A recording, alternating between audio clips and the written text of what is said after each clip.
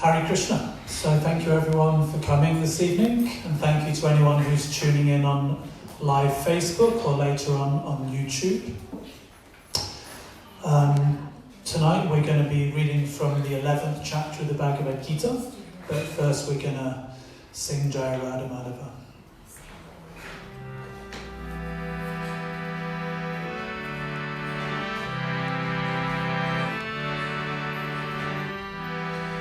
Jaya Radha Madhava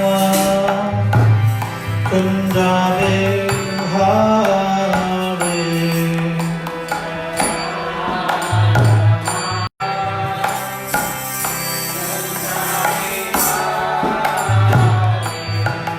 Jaya Kunda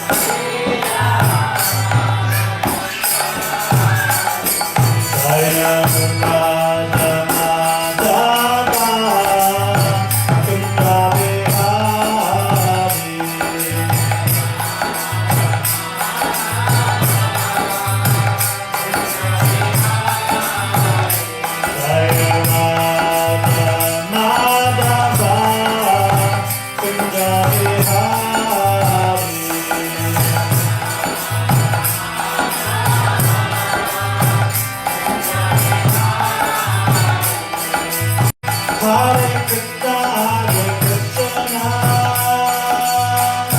Krishna Krishna, Hare Hare, Hare Rama, Rama Rama, Hare Hare.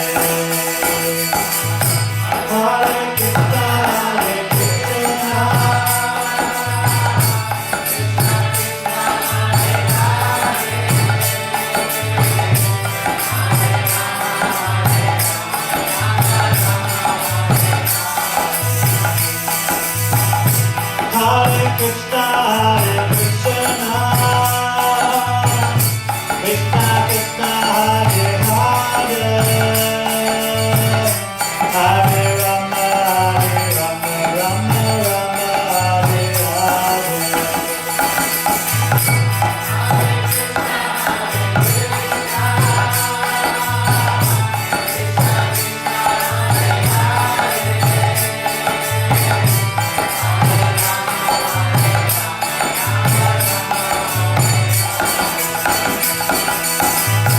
Hare Krishna, Krishna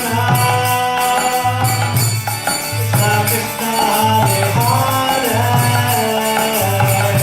Hare Rama, Rama Rama, Hare Hare.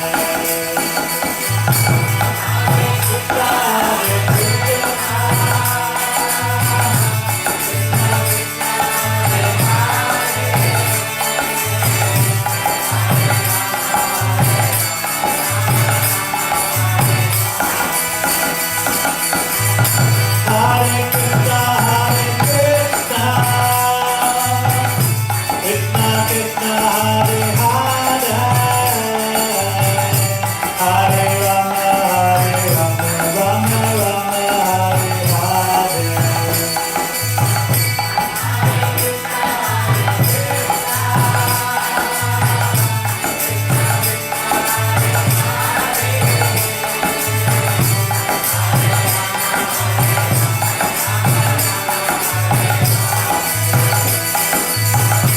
Hare Krishna, Krishna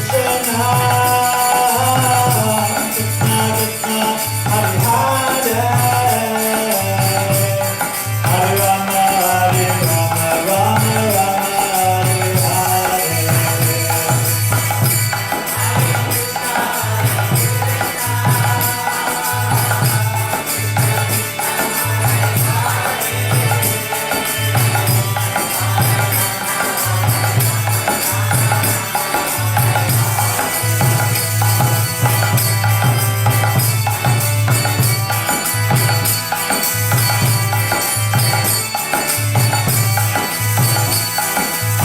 Hare Krishna, Krishna Krishna, Hare Hare, Hare Rama, Rama Rama, Hare Hare.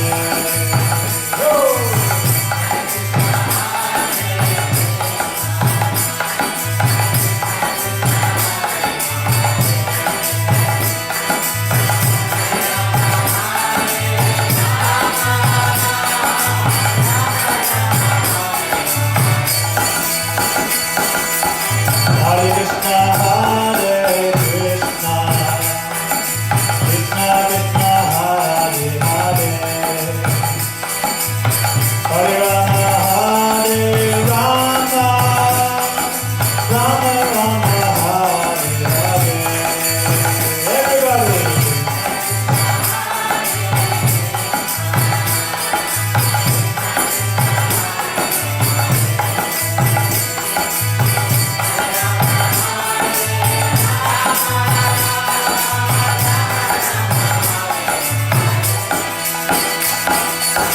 Hare Krishna,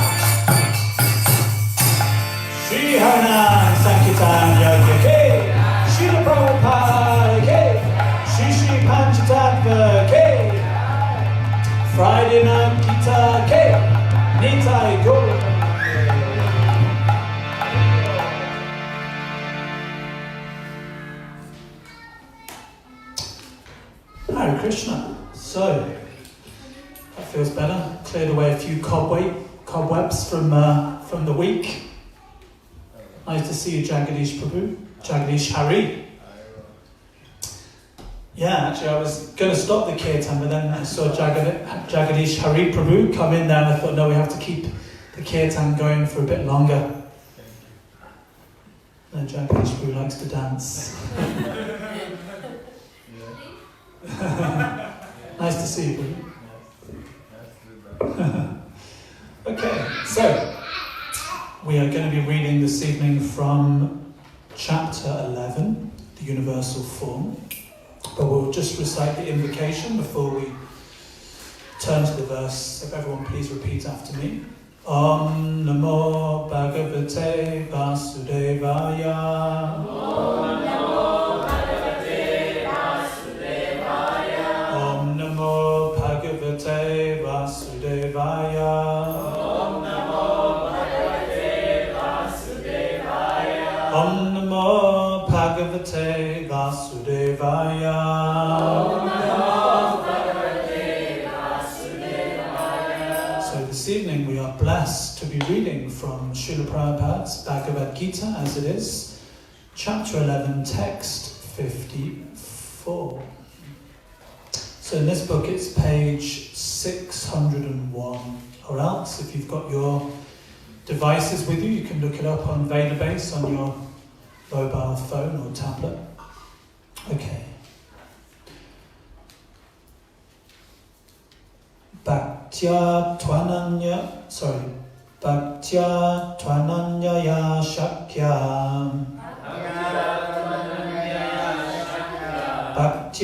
Tvananyaya Shakya.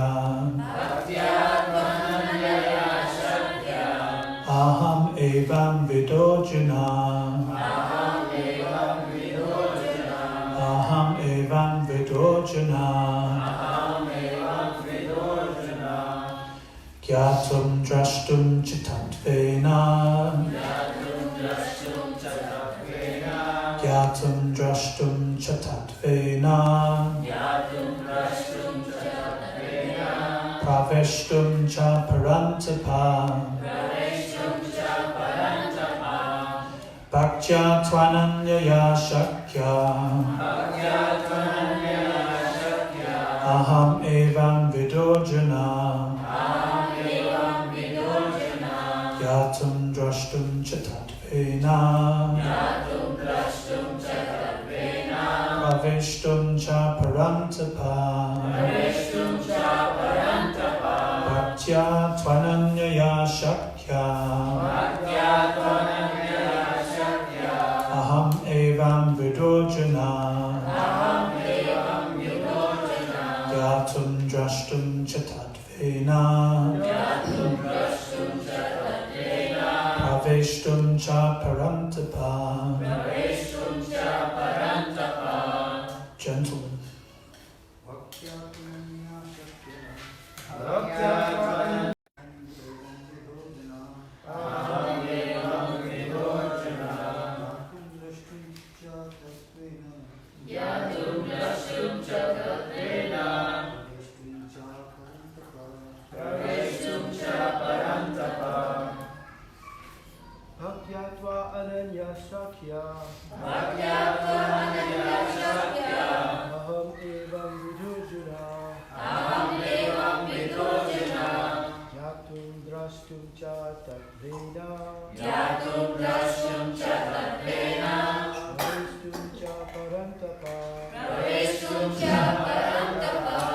Ladies.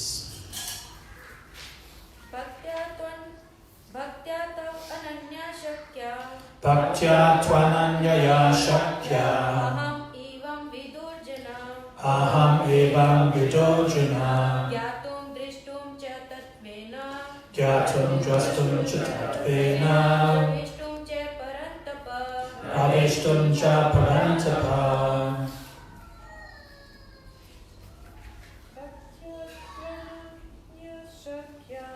Bhaktya Tvananyaya Shakya. Aham evam vidojana. Gyatam drashtam cha tatvena pravishtam cha parantapa bhaktya by devotional service to but ananyaya without being mixed with fruitive activities or speculative knowledge. Shakya, possible. Aham, I. Evam vida, like this. Arjuna, O Arjuna. Gyatam, to know. Drashtum, to see. Cha, and. Tatvena, in fact. Pravishtum, to enter into. Cha, also. Parantapa, O mighty armed one. Translation and purport by His Divine Grace A.C. Bhaktivedanta Swami Srila Prabhupada Ki. My dear Arjuna, only by undivided devotional service can I be understood as I am, standing before you, and can thus be seen directly. Only in this way can you enter into the mysteries of my understanding. Please repeat. My dear Arjuna. Only by undivided devotional service. Can I be understood as I am. Standing before you. And can thus be seen directly. Only in this way. Can you enter into the mysteries of my understanding. Now this is a very long purport. So we're going to see, they say that a human being's, what's it called? Level of, no, not cognition. When, like they say, you can only listen. What is it? What is it they say when you say attention span? That's what I was looking for. Yeah, they say that a person's attention span is about 20 minutes. So this purport might take us. Well, it's not going to take us 20 minutes, but it's going to be a little while. So let's see how attentive we can be. Krishna can be understood only by the process of undivided devotional service. He explicitly explains this in the verse so that unauthorized commentators who try to understand Bhagavad Gita by the speculative process will know that they are simply wasting their time. No one can understand Krishna or how he came from parents in a four-handed form and at once changed himself into a two-handed form. These things are very difficult to understand by study of the Vedas or by philosophical speculation. Therefore, it is clearly stated here that no one can see him or enter into his understanding, or enter into understanding of these matters. Those who, however, are very experienced students of Vedic literature can learn about him from the Vedic literature in so many ways. There are so many rules and regulations, and if one at all wants to understand Krishna, he must follow the regulative principles described in the authoritative literature. One can perform penance in accordance with those principles. For example, to undergo serious penances, one may observe fasting on Janmashtami, the day on which he appeared, and on the 2 days of Ekadashi, the 11th day after the new moon and the 11th day after the full moon. As far as charity is concerned, it is plain that charity should be given to the devotees of Krishna who are engaged in his devotional service to spread the Krishna consciousness throughout the world. Krishna consciousness is a benediction to humanity. Lord Caitanya was appreciated by Rupa Goswami as the most munificent man of charity, because love of Krishna, which is very difficult to achieve, was distributed freely by him. So if one gives some amount of his money to persons involved in distributing Krishna consciousness, that charity given to spread Krishna consciousness is the greatest charity in the world.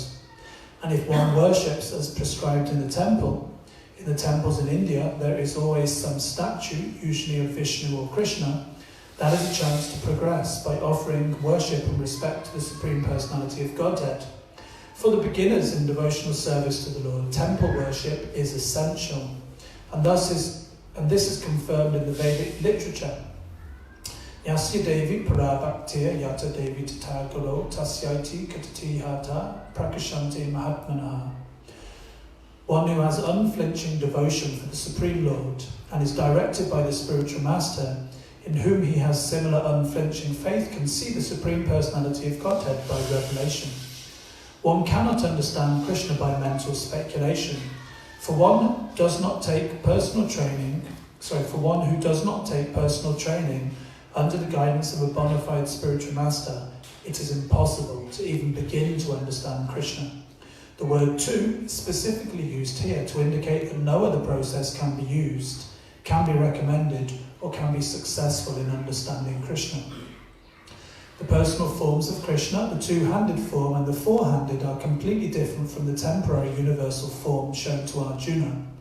The four-handed form of Narayan and the two-handed form of Krishna are eternal and transcendental, whereas the universal form exhibited to Arjuna is temporary. The very word "su," dudarshan, meaning difficult to see, suggests that no one had seen that universal form. It also says there was no necessity of showing it. That form was exhibited by Krishna at the request of Arjuna, so that in the future when one represents himself as an incarnation of God, people can ask to see his universal form. The word "na," used repeatedly in the previous verse, indicates that one should not be very much proud of credentials as an academic education in Vedic literature. One must take to the devotional service of Krishna. Only then can one attempt to write commentaries on Bhagavad Gita.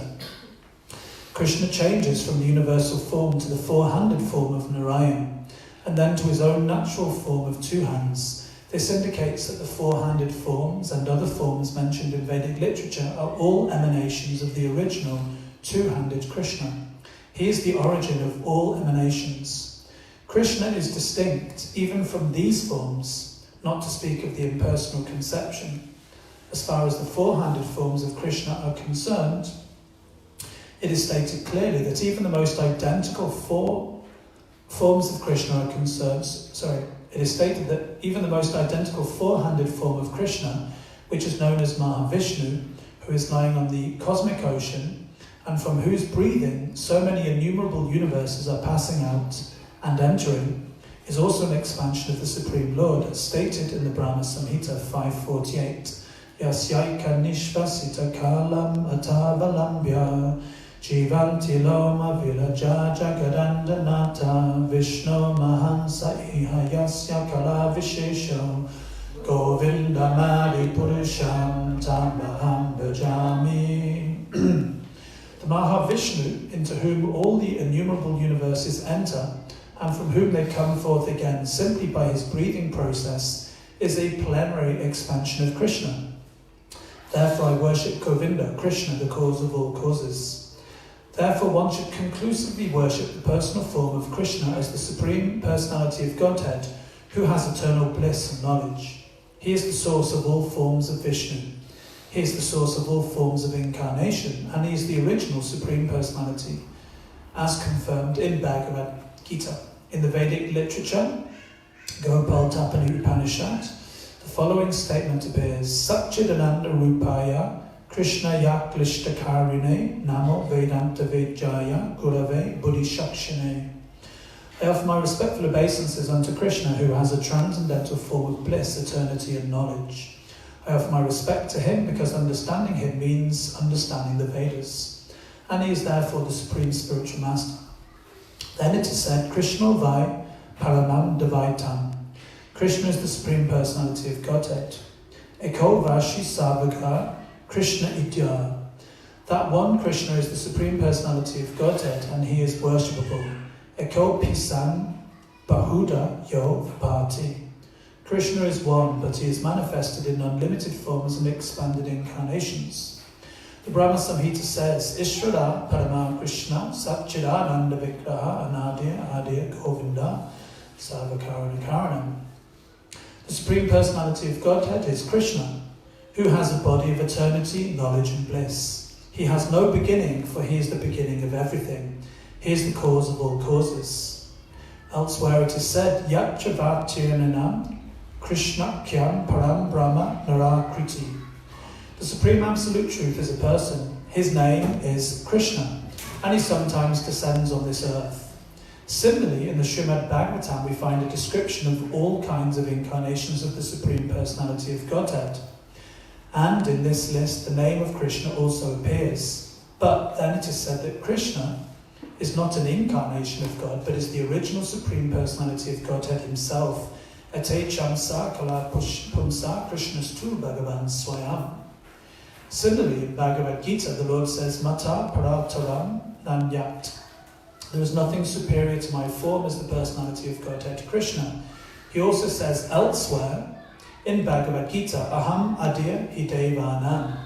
I am the origin of all the demigods. And after understanding Bhagavad Gita from Krishna, Arjuna also confirms this in the following words, Param Brahma, Param Dharma, Pavitram, Paramam Pavam. I now fully understand that you are the Supreme Personality of Godhead, the Absolute Truth, and that you are the refuge of everything. Therefore, the universal form which Krishna showed to Arjuna is not the original form of God. The original is the Krishna form. The universal form with its thousands and thousands of heads and hands is manifest just to draw the attention of those who have no love for God. It is not God's original form. The universal form is not attractive for pure devotees who are in love with the Lord in different transcendental relationships. The Supreme Godhead exchanges transcendental love in his original form of Krishna. Therefore, to Arjuna, who was so intimately related with Krishna in friendship, this form of the universal manifestation was not pleasing. Rather, it was fearful. Arjuna, who was a constant companion of Krishna's, must have had transcendental eyes. He was not an ordinary man. Therefore, he was not captivated by the universal form. This form may seem wonderful to persons who are involved in elevating themselves by fruitive activities, but to persons who are engaged in devotional service, the two-handed form of Krishna is the most dear. Amajnana timanandasya gyananjana shalakaya chakshuram militamena tasmai Shri Gurave Namaha. Shri Krishna Caitanya Prabhu Nityananda Shri Advaita Gadadhar Shivasari Gaura Bhaktivinoda. Hare Krishna Krishna Krishna Hare Hare, Hare Ram Ram Ram Hare Hare. The form you are seeing with your wrong one. My dear Arjuna, only by undivided devotional service can I be understood as I am, standing before you, and can thus be seen directly. Only in this way can you enter into the mysteries of my understanding. So we said people have an attention span of 20 minutes, so that's taken about 15. So, are there any questions? We have about 5 more minutes until you all start to nod off and lose interest. So we'll try and keep you entertained. It's a very long purport, and there's a lot in there. But we're going to try and condense it down to the essence of what Prabhupada's and what Krishna is saying in this verse. So this verse, 1154, Krishna is directly glorifying bhakti. There are many different subject matters in the Bhagavad Gita. Now, particularly in the second chapter of the Bhagavad Gita, what is Krishna describing mostly in the second chapter of the Bhagavad Gita? The soul.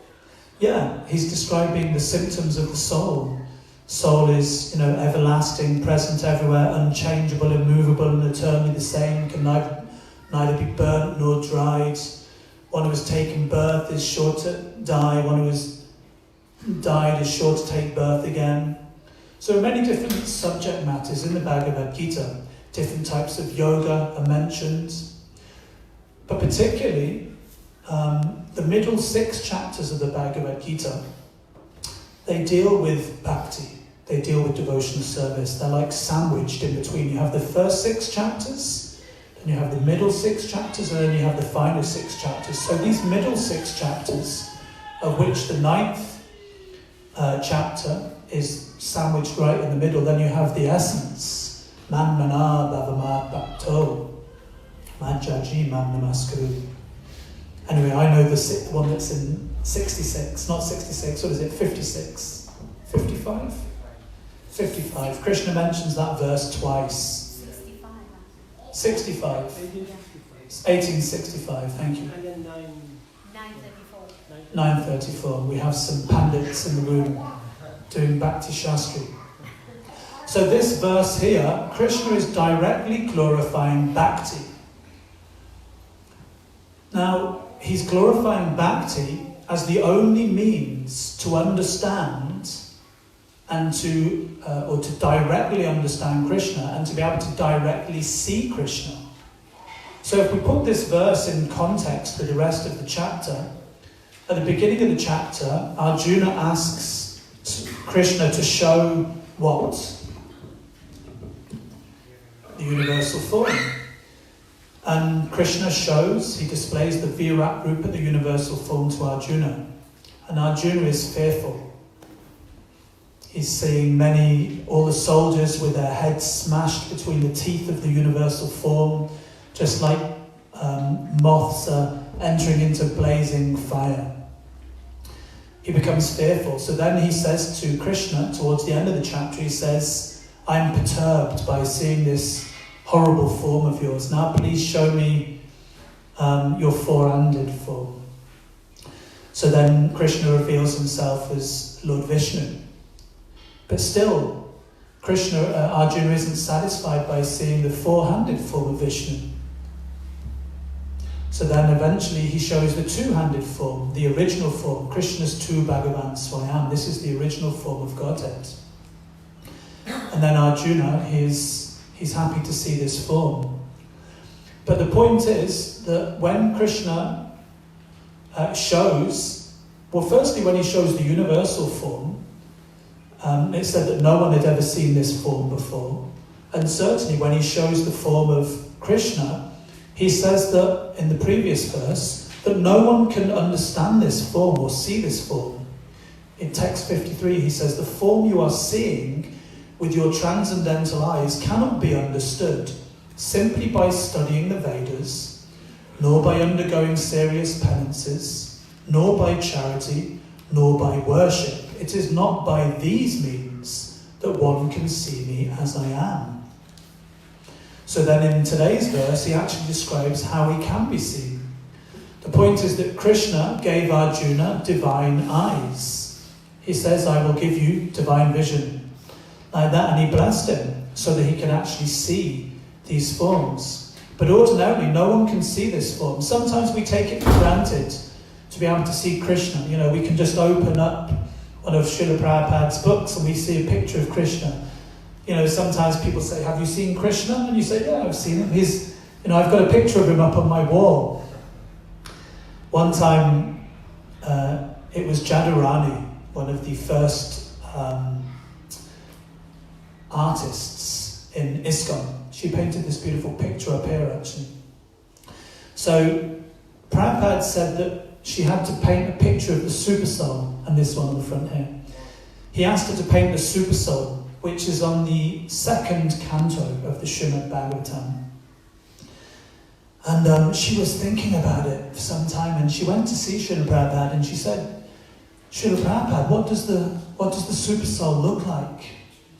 And Prabhupada said, he said, that will take you many, many lifetimes. Because the yogis, there's the Ashtanga yoga, you have the 8 different limbs of yoga culminating in samadhi. Samadhi means that one eventually gets darshan of the Supersoul within the heart. And Prabhupada said, yes, this will take many lifetimes to perfect your Ashtanga yoga until you can have darshan of the Supersoul. So then Jadurani Mataji, she became very disappointed.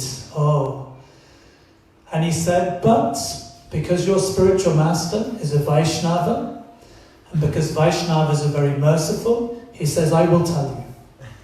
And then he described what the Supersoul looked like. He said he is the size of a thumb, He's sitting on the whirl of a lotus within your heart. He has a blackish, bluish complexion, 4 hands, holding the conch, the mace, lotus flower, and the disc, Vaijayanti garland on his chest. So then she was able to draw the Supersoul. But she said that she had a realization that actually what would have taken many, many thousands of lifetimes to get this darshan of the Lord, she could achieve in a moment by the mercy of a pure devotee. So therefore, to be able to see Krishna, it's not an ordinary thing. So like I say, we shouldn't take it for granted. We can just look at a picture on the wall, or we can come in front of the deities. Sometimes we come in front of the deities and we don't even pay our obeisances. Or we pay our obeisances very inattentively. We just do the head banging. You know, like, not this type of head banging, like that. But we just come in, we just bang our head off the floor. But actually, when we pay our obeisances, it's a very important thing, it's a very powerful thing. In fact, Krishna says, Mam mana bhava mad bhakto mad jaji mam namaskuru mamei vaisyasi satchante pratijani priyosime. That's the one that I know. It says, always think of me, become my devotee, and offer obeisances to me. This is one of the 4 things that Krishna mentions. And he says, surely you will come to me. So just by offering our obeisances to Krishna, we can go back to Krishna. So therefore it's described how we should offer our obeisances. In the Shad Goswami Astakam, it's described that the Goswamis, they used to bow down in scheduled measurements. Not like an arm over here, and an arm over there, and a leg here. No, very precisely. Like this, you know, all the parts of the hand touching. And then one should recite the pranam mantra loudly. Not silently, Nama Om Vishnu Padaya. It should be loudly. And when we come in and we offer our obeisances like that, it helps to bring the mind under control. And we think, yes, I'm offering my obeisances to the Supreme Lord. This is a very rare opportunity that I have. In fact, when we come in front of the Lord, sometimes we say that I want to have darshan of the Lord. But actually the Lord is having darshan of us. You know, he's looking into our heart. And he's seeing all the, personally speaking, all the unwanted things within the heart. And we're hoping that if the Lord glances upon us, then Chaitodarpanad Marjanam, all the unwanted things. Therefore, Bhaktisiddhanta Saraswati said, do not try to see God, but try to act in such a way that God will want to see you. Like this. So it's not an easy thing to be able to see Krishna. But Krishna says that by undivided devotional service, and the Sanskrit word that is used is ananya.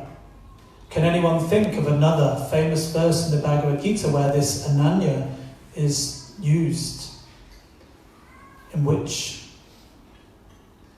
I'll give you a clue, it's chapter 9.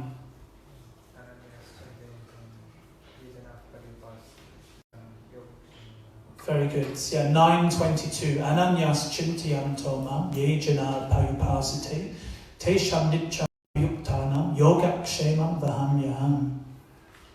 Krishna says, to those who worship me with exclusive devotion, ananya, exclusive. In other words, devotion is only for Krishna, not yanantas cha. What is that? How does that verse start? Chapter 2. Let's look it up. Gosh, I know this verse, but I've forgotten it.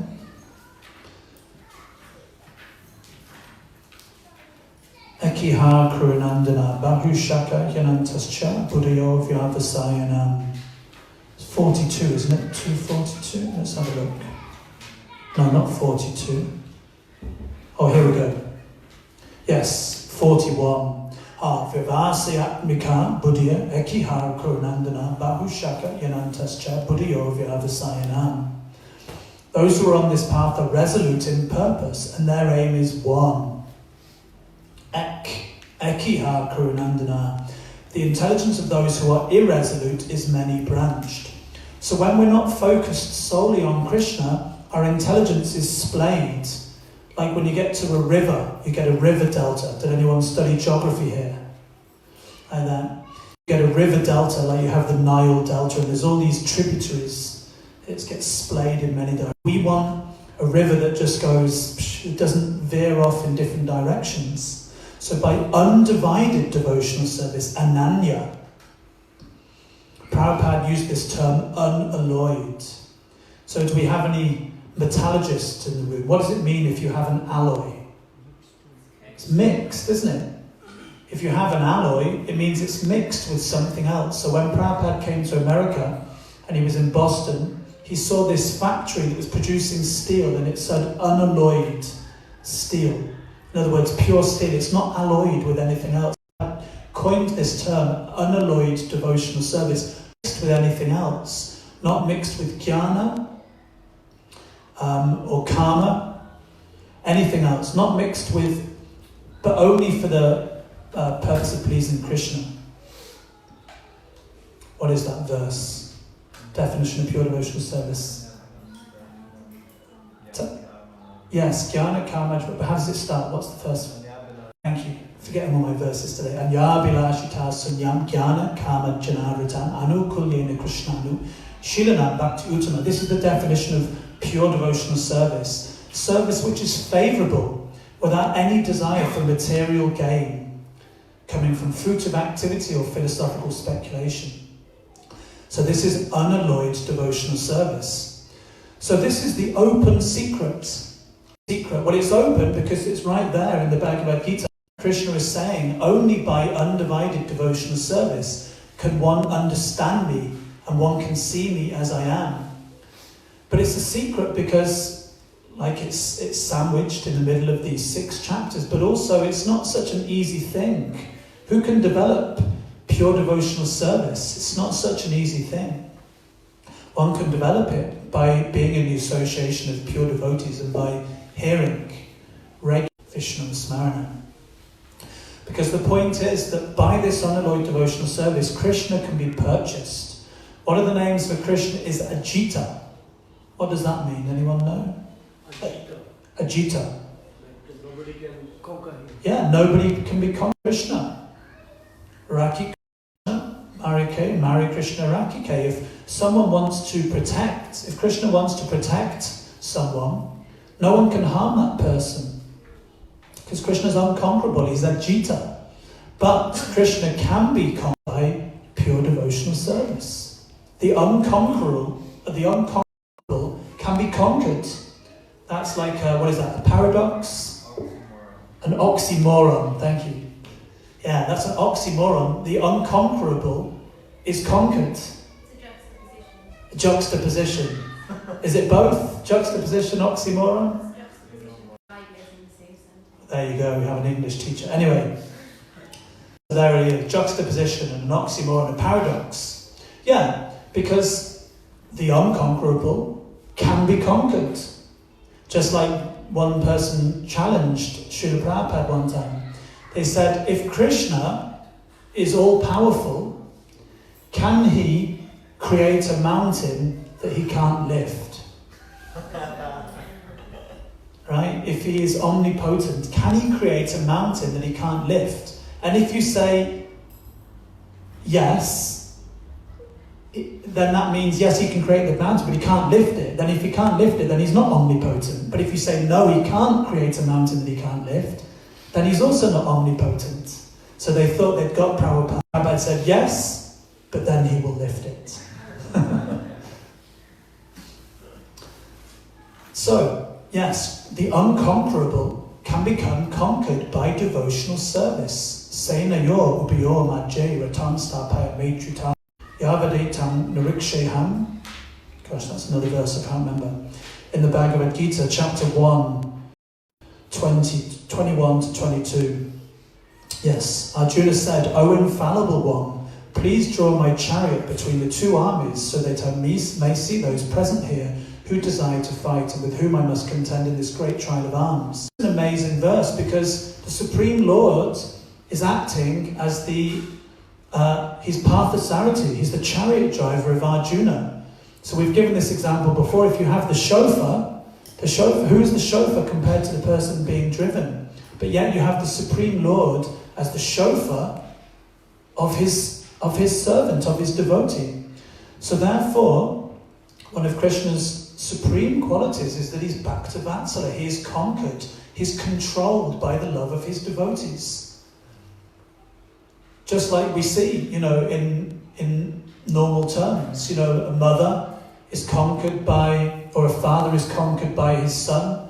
Like the father is wrestling with the son, right?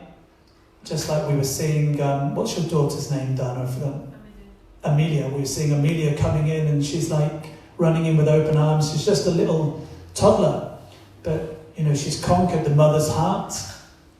And also, the example is that, if like a father is play fighting with his son, he's not going to beat his son, is he? I'll tell you soon when I'll let you know. I remember one time I was watching this comedy program and there was this skit of a person called Competitive Dad. Because generally if a father or a mother is playing with their child, they're not going to beat them, are they? You're playing some computer game, or playing tennis. So there's this skit, Competitive Dad, and this dad's playing with his young son playing tennis, and he's smashing and going, 15 love, 30 love, 40 love, I beat you, anyway, better luck next time, That's not how it works, is it? Competitive dad. No. The child beats the father. Why? Because they've got love for the child. So Krishna is conquered, he's beaten by the love of his devotee. So therefore Krishna doesn't give bhakti very easily because he can be controlled by that love. Therefore it's an open secret. There's one example also, when the Bhishma had a commitment to the Yamuna, they said, tomorrow Krishna will be taken weapon. Yes. And the next day, Arjuna said, you are not allowed to take weapon. I said, no. Yeah. My devotee have been committed. Yeah. Like my commitment, it's okay, it will be finished. But I don't want to be dead, to Bhishma's commitment, not Yeah. Krishna's. Yeah.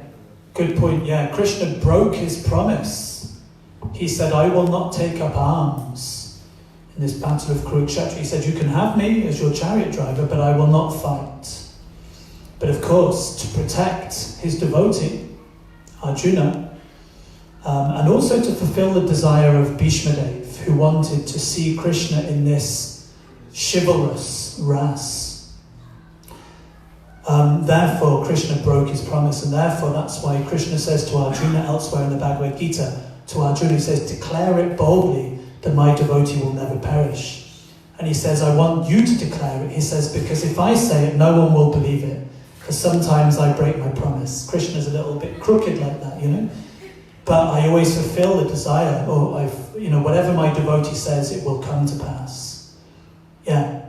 So like this, Krishna is Bhakta Vatsala, conquered by the love. So how do we develop this love? That's what Krishna is saying, by undivided devotional service. Now, interestingly, in the previous verse, Krishna gives a number of things. He says that you cannot see me by studying the Vedas, you cannot see me by undergoing serious penances, nor by charity, nor by worship. Just by doing these things, you can't understand me. But then, interestingly, Prabhupada mentions in the purport that actually by these things one can understand Krishna, but if these things are connected to Krishna. So Prabhupada in the purport, he says, those who, however, are very experienced students of Vedic literature can learn about him from the Vedic literature in so many ways. And then he goes on to explain, he mentions if one fasts on Ekadashi and Janmashtami, then he talks about charity. And he says that if one gives charity to devotees who are engaged in propagating Krishna consciousness, this is the best charity. And then he describes how Lord Caitanya was glorified as being the most charitable. Namo Maha Vinanyaya, Krishna Prema Pradayate, Krishnaya Krishna Chaitanya, Namne Kuratvize Namaha. So Lord Caitanya is described as the most charitable, the most munificent, because he's freely giving Krishna Prema Pradayate to everyone. And that's the greatest gift. If you're going to give someone a gift, if someone says, what do you want for Christmas? Krishna Prema, wrap it up for me. I'll have Krishna Prema, please. That's the best gift you can give. And Lord, it's the most priceless gift. And Lord Chaitanya is freely giving it. And then Prabhupada also talks about worship as well. He says that in India, he says there are many statues, deities of Vishnu or Krishna, and that by engaging in devotional service, he actually says that temple worship is essential for beginners in devotional service. So, interestingly, Krishna is saying that one cannot understand me just by doing these things, but the point is if they're not connected to Krishna. So when everything is connected to Krishna, then there's benefit there, then it will be successful. Like Krishna says, the very last verse, Yagya, what is it? Let's have a look. This is one of my favourite verses.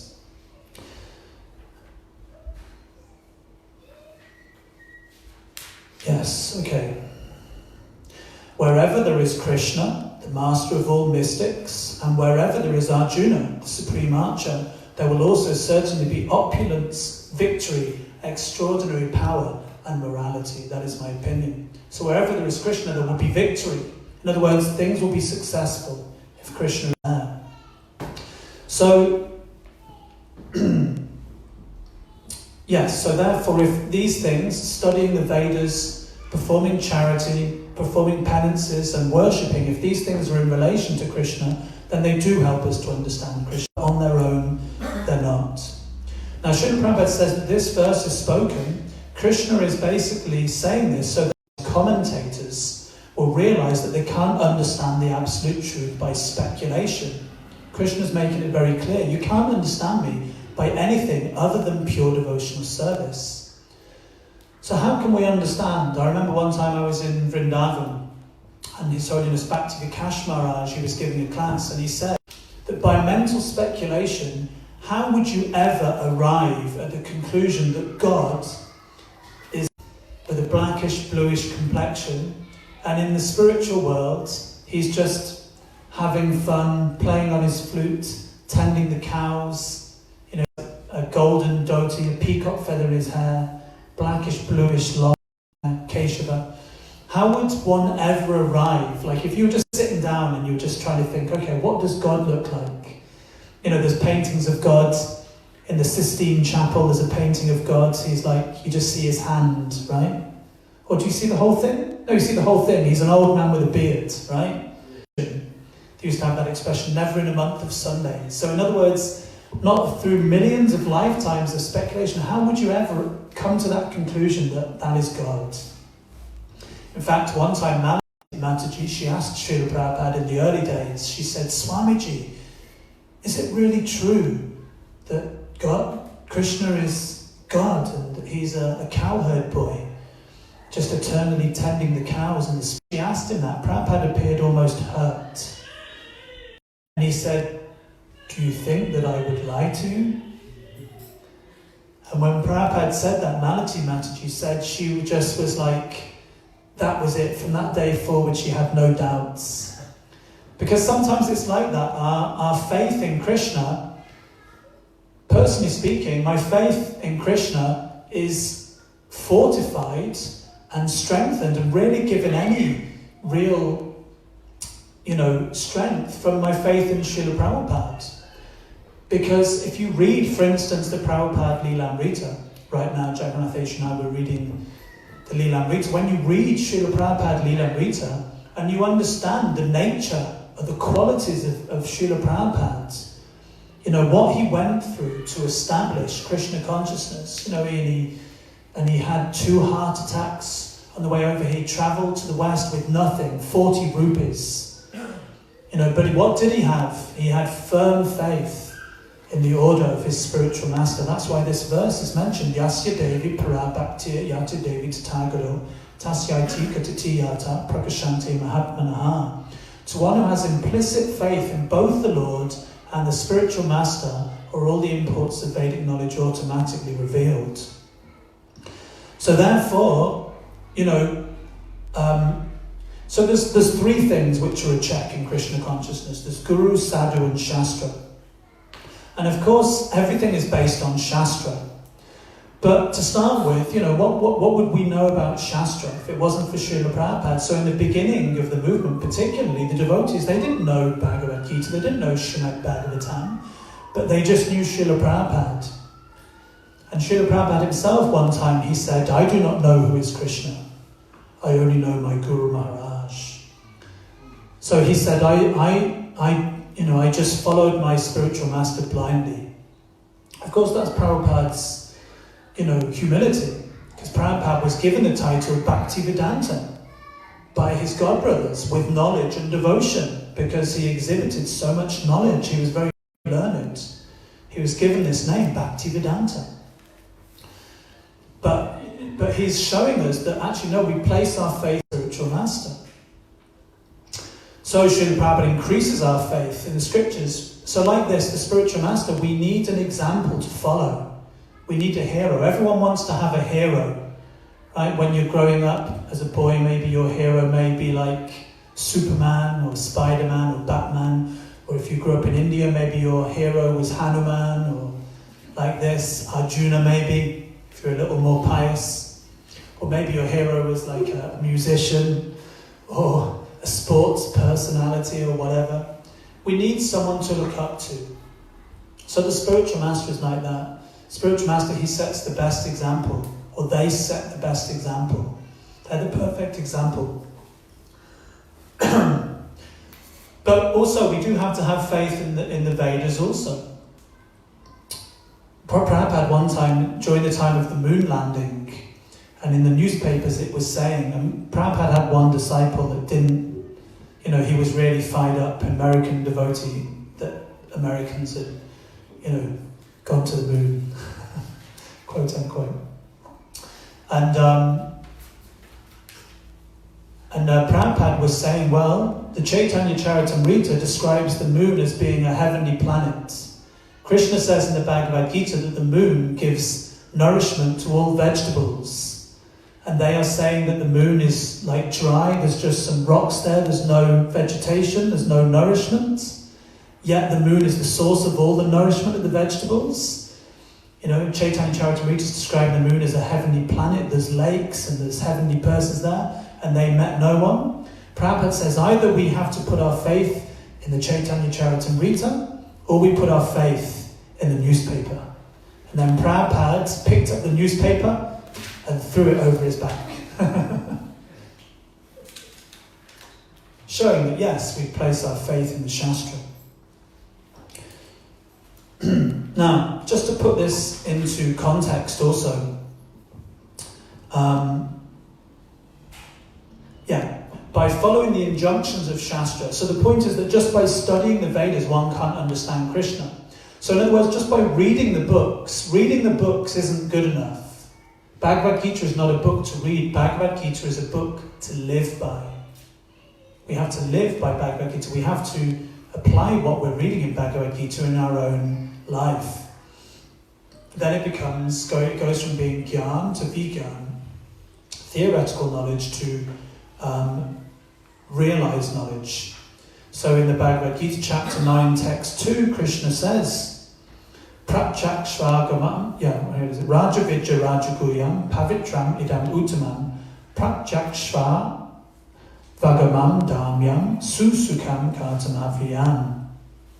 This knowledge is the king of education, the most secret of all secrets. It is the purest knowledge, and because it gives direct perception of the self by realization, it is the perfection of religion. So pratyaksha means direct perception. So when one actually tries to practice Krishna consciousness, one performs pure unalloyed devotional service, one follows the teachings of Krishna in the Bhagavad Gita, one gets this direct realization that I'm not the body, I'm the eternal servant of Krishna, and Krishna is the Supreme Lord. I'm his eternal servant. This direct perception comes. Okay, we're just going to wind this up now. So in this chapter, Krishna first showed his universal form, the four-armed form, and then the two-armed form. And so the next part of the purport, Prabhupada is basically giving lots of evidence to show that Krishna is the original form of Godhead. And that's why he at last showed this this original form, Krishna's true Bhagavan Swayam, because he gave him divine eyes. And Prabhupada said the reason that Krishna showed his universal form was so that anyone who came in the future, any rascal who said he was God, then this is the benchmark of if you're God. Okay, if you're God, then show your universal form. Because not in this country you don't get many people claiming to be God, but Prabhupada says that in India there are many gods to be incarnations of gods in Bharat Vasha. In the West they're more or less saying there is no gods, like Nisha. There's that famous cartoon. My dad usually sends me funny cards for my birthday or for Christmas, usually with some religious overtone. So once he sent me this cartoon card, and on the top of the cartoon there was a guy graffitiing saying, "God is dead" by Nish. But many people don't know that God is dead, and we have showed that that's the continuation of this. That's the full quote, is it? Yeah, and it's not a quote, it's a whole. Yeah. Well, it gets taken out of context. Yeah, exactly. But many people use that. They say God is dead. Yeah. Taken out of context by Nish. And then anyway, then the next part of the cartoon, there's a big lightning bolt. And then on the wall you see, Nish is dead by God. How did we get onto that? Oh yes. So many rascals are claiming to be God. So one time, one disciple of Srila Prabhupada, actually, he went to challenge one of these so-called incarnations of God. And he was challenging him, he was surrounded by his disciples, and he said, "Okay, if you're God, then show me your universal form." So then this bogus avatar, he said, "Yes, I am showing. Can you see my universal form?" And this devotee, he said, No, I cannot see, therefore you are lying." And he said, "Yes, because I have not divine eyes like I gave Arjuna, because you are not submissive." You have to be humble and submissive. But this is the benchmark. Can you show your universal form? But interestingly, Prabhupada also mentions in the purport, he says that one shouldn't be proud of one's academic education in Vedic literature.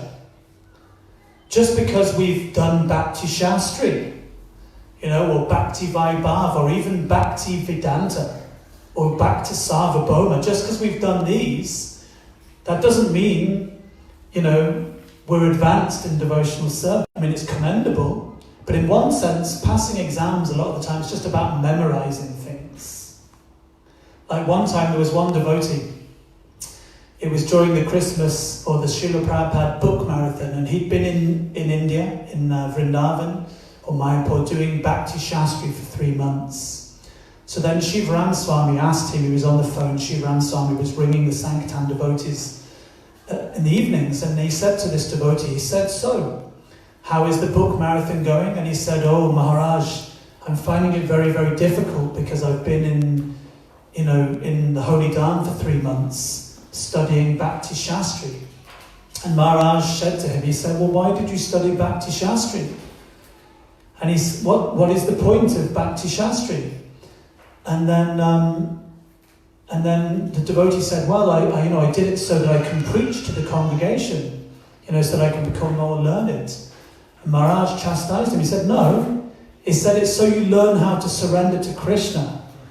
So you shouldn't be having difficulty on the book marathon. You're having trouble surrendering to Krishna. That's the point of Bhakti Shastri. Not just so that we can learn some verses. I mean, that's nice. But what are the point of the verses? To learn how to surrender to Krishna. That's the point." So Prabhupada said one shouldn't be proud of one's academic education. By the way, that's no slant on anyone who's got Bhakti Shastri. It's wonderful if you have. I don't have it. I've been a devotee, trying to be a devotee for 20 years now, and I've never done Bhakti Shastri, and probably will never get the chance to do it actually, because too many things going on in life. Doesn't mean I don't study Srila Prabhupada's books. Today, actually, I finished Srimad Bhagavatam for the second time. Jai! I just started Caitanya Vallabha. Anyway. So one shouldn't be proud of one's academic education in the Vedas, and the example is given there of the illiterate Brahmin in the Caitanya Charitamrita. Lord Chaitanya met this illiterate Brahmin. He was reading Bhagavad Gita like this, but he was crying, tears of ecstasy. He was reading it upside down. He didn't know how to read. And everyone was coming past and saying, look at this fool. He's got the book upside down. He doesn't even, what is he doing? Stupid person, So Lord Chaitanya asked him, he said, I can see that, you're crying, but, you've got the book upside down. What are you doing? He said, well, I'm illiterate. He said, but my spiritual master has asked me to read the Bhagavad Gita. So because it's the order of my spiritual master, therefore I am reading. He said, but I can't understand. I can't understand these words. I don't know how to read or write. So then Lord Chaitanya said, well, why are you crying? It looks like you've understood Bhagavad Gita. He said, yes, because whenever I think of Krishna acting as the chariot driver of Arjuna, when I think that the Supreme Lord has become the servant of his devotee, he said, it just melts my heart and I just cry tears of love, how merciful Krishna is. And Lord Chaitanya said, you have understood Bhagavad Gita. And he embraced him. So again, this isn't saying don't read Prabhupada's books. We should read Prabhupada's books, but we should understand why we're reading the books, so that we can actually purify ourselves to understand how to serve Krishna, how to surrender to Krishna, and perform this unalloyed devotional service.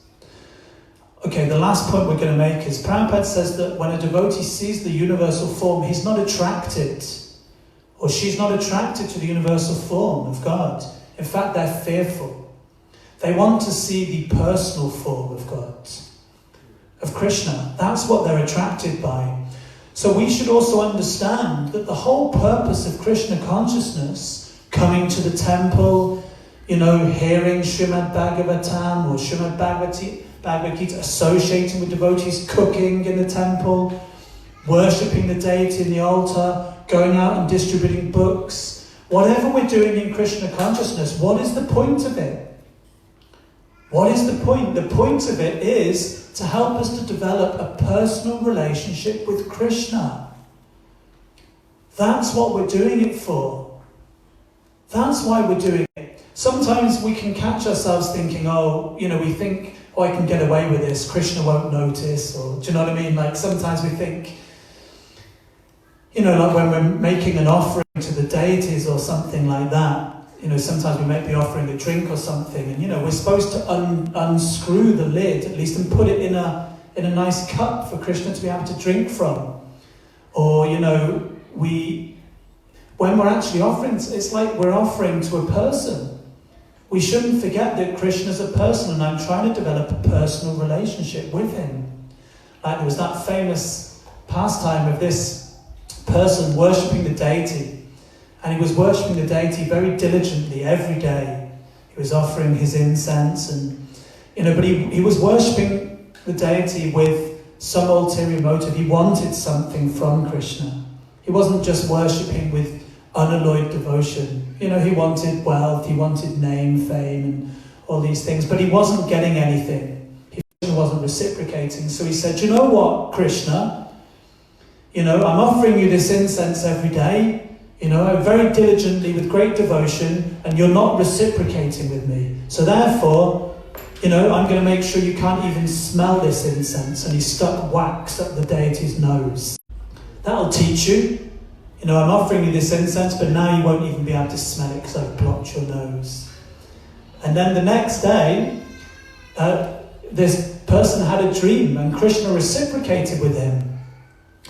And then he said, well, why is it after all these years I've been worshipping you, why is it that you're now reciprocating with me? And Krishna said to him, in that dream, he said, well, that's the first time you've actually treated me as a person.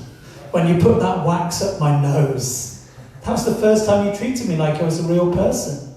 So this is the point. Srila Prabhupada one time said, when he installed the deities of Sri Radha Parisishwara, he said in his talk afterwards, he said, If one thinks that these deities are brass-made idols, he said they will remain brass-made idols forever. He said, but if one thinks that here is Radha, here is Krishna, I must serve them, he said, then these very deities will speak with you. So this is the essence. This is what this verse is all about. Developing unalloyed devotional service, developing a personal relationship with Krishna. Because if we think we're serving a person, we'll do it properly. Like when the guru comes, it's easy to serve the guru personally, right? Because he's down there, and if you don't feed him his breakfast, or she's down there, ladies can be gurus also now. You can serve, the guru quite easily because they're there. If you don't bring them breakfast, they'll be like, hey, where's my breakfast? So we should think the deities are like that also. If I don't feed my deities, they're going to starve. Developing a personal relationship. When one develops this unalloyed mood of devotional service, then one can understand Krishna and one can see Krishna directly. Srila Prabhupada ki, Srimad Bhagavad Gita as it is ki, Nitai Gaura Premanande.